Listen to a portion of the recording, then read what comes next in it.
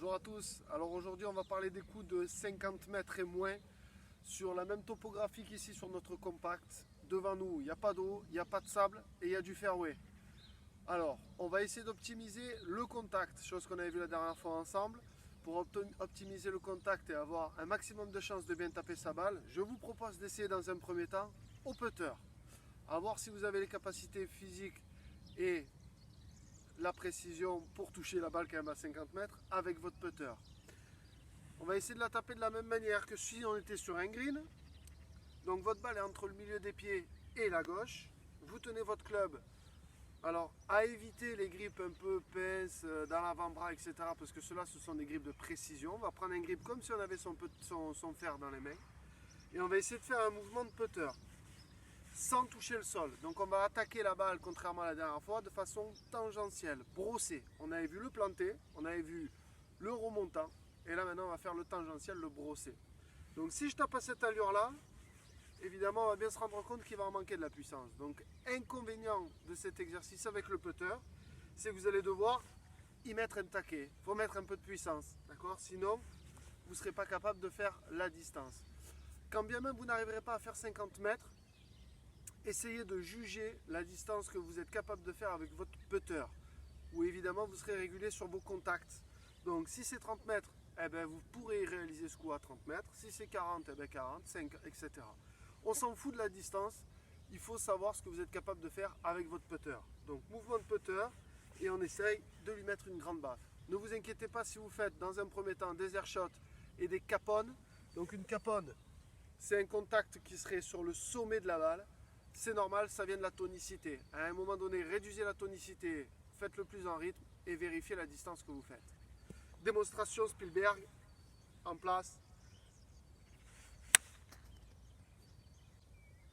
Deuxième situation, si vous n'y êtes pas arrivé avec votre putter pour faire vos 50 mètres, je vous propose d'essayer avec un hybride, peu importe lequel, de 19 à 26 degrés, on s'en fiche. L'idée, si vous n'avez pas d'hybride non plus, on peut le faire avec un fer 5, un fer 6, peu importe, de toute façon cet exercice à 50 mètres, vous pouvez le faire avec n'importe quel club.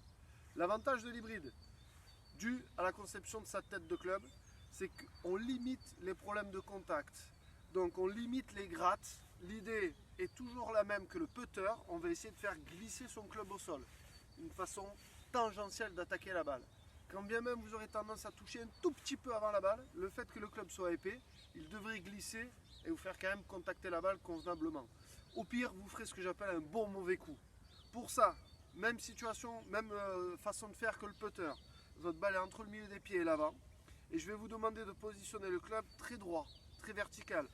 Quand vous adressez la balle, essayez de le positionner soit à plat le club, comme ceci, soit un petit peu sur la pointe du club. L'inconvénient, c'est que du fait qu'il soit très long, on va devoir positionner ses mains. Moi j'ai ma main droite qui vient carrément se mettre sur le shaft. Selon la taille du joueur, ça ne posera pas de problème. Moi je ne suis pas bien grand. Donc je vais devoir avoir une posture très droite.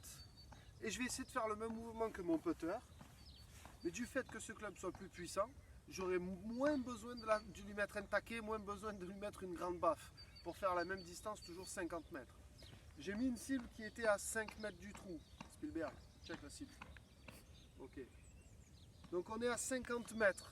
La cible est à 5 mètres. J'ai fait un rayon de 5 mètres autour du drapeau. C'est les 10% que cherchent à réaliser les champions pour être performants. Donc l'idée est de trouver votre club de performance pour atteindre la zone. Peu importe le club, peu importe comment, l'idée c'est d'en mettre un maximum dans la zone. À vous de choisir votre club de référence. On a tous le sien. Il faut s'y entraîner pour savoir avec lequel vous êtes le plus à l'aise. Toujours en faisant glisser la balle entre le milieu des pieds et l'avant.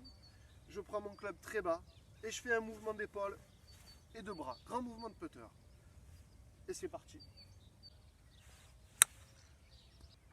Allez, maintenant on va augmenter un peu la difficulté pour ceux qui le souhaitent. On va toujours travailler sur une attaque brossée, glissée, avec un pitch, un fer 9, un fer 8, peu importe.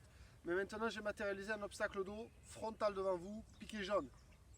Il va falloir passer par-dessus l'obstacle, objectif numéro 1, passer par-dessus l'obstacle. Objectif numéro 2, finir dans la zone des 5 mètres, les fameux 10% pour les champions. Si vous y arrivez, niveau champion, impeccable.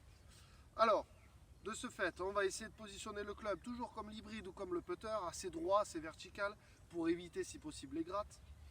Là, moi, je suis plus à l'aise parce que du coup, le club, la taille du club est plus adaptée à ma taille à moi. Ma balle est toujours entre le milieu et l'avant. Et je vais essayer d'utiliser mes épaules et mes bras sur un mouvement à peu près équilibré, à droite et à gauche. 50-50, je vais appeler ça. Ce coup-là est possible si votre lie, donc l'herbe qu'il y a sous la balle, ou ce qu'il y a sous la balle, est plutôt bon. Si maintenant, ma balle se situe dans un trou, dans la bouillasse, ou un truc un peu comme ça, le brosser, je l'oublie, c'est mort, c'est fini. Il faut être assez lucide pour savoir que ça c'est foutu. Si votre balle se situe là-dedans, dans un lie comme ça, vous avez un obstacle à passer, il va falloir repartir sur le cours précédent, sur le planter. On va essayer plutôt de planter le club, donc quasiment sans finish, on se match la balle, on plante le bâton. Je rappelle, ou pas, vous verrez la vidéo précédente sur YouTube. Okay. Allez, le glisser, ma balle est bien placée, je peux me le permettre. Entre le milieu et l'avant, le club assez droit, et je fais glisser. Dernier club que je vous propose aujourd'hui, le sandwich. Alors, pour info, il existe différents sandwichs.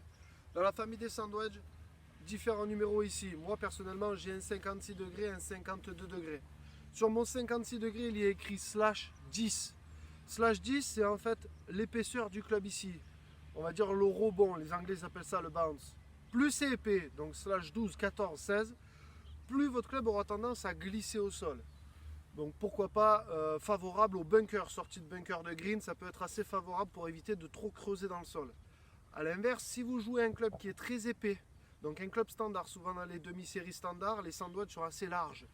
Donc assez large, ça va être bénéfique pour faire glisser, mais si vous avez un mauvais lie, si votre balle repose dans un lie comme ça et que vous voulez planter le club, avec une semelle trop épaisse, ça sera la galère. D'où l'intérêt d'avoir plusieurs sandwichs dans le sac. Sachez que le pitch que vous avez dans le sac, ou le fer neuf, on va partir du fer neuf, un fer neuf fait 42 degrés d'ouverture. Un pitch est aux alentours de 46 degrés d'ouverture. Et que si on passe du fer neuf au sandwich, que vous n'avez pas d'autre club dans le sac, dans votre demi-série, on passe du 42 degrés, donc votre fer neuf, au 56 degrés, votre sandwich. Donc ça fait 14 degrés d'écart, sachant que 4 degrés d'écart entre chacun des clubs, normalement. Entre le 8 et le 9, vous avez 4 degrés d'écart, entre le 9 et le pitch, 4 degrés d'écart. 4 degrés fait en moyenne entre 7 et 10 mètres de différence en puissance. Le problème, c'est que si on passe du fer neuf, fais gaffe à ton doigt, je le vois. Si on passe du fer neuf au sandwich, 14 degrés d'écart, ça fait environ 30 mètres de différence sur un plein coup. Alors que ce sont des clubs de performance, des clubs de précision. Voilà pourquoi il est utile d'avoir plutôt fer neuf, pitch et plusieurs sandwichs que plutôt d'avoir des fer 3, des fer 4, des fer 5, voire des bois de parcours, parce que ce ne sont pas des clubs de précision. Nous, on recherche à être précis sur les coups de 50 mètres. Donc moi, j'ai opté pour un 56 degrés dans mon sac, un 52 degrés et mon wedge, mon pitch, okay, pour être le plus performant possible. Donc si vous voulez planter, j'en reviens à ça, si vous voulez planter dans un sol qui est comme ça, il est préférable d'avoir un club plutôt fin, favorise le planter. Alors, je vais essayer toujours la technique glisser-brosser au sol parce que le lie me le permet. Si aussi, je remarque que j'ai les ressources physiques et la puissance pour passer les 30 mètres, l'obstacle, et atteindre ma zone qui est à 50 mètres. L'idée, évidemment, plus vous savez faire de choses avec différents clubs, plus vous êtes doué. Si au moins vous trouvez un club qui vous permette d'y arriver, c'est le principal. Choisissez celui que vous voulez. Donc, le club assez droit, ma balle est entre le milieu des pieds et l'avant. Et j'essaie d'utiliser mes épaules et mes bras sur un grand balancier. D'accord? C'est parti.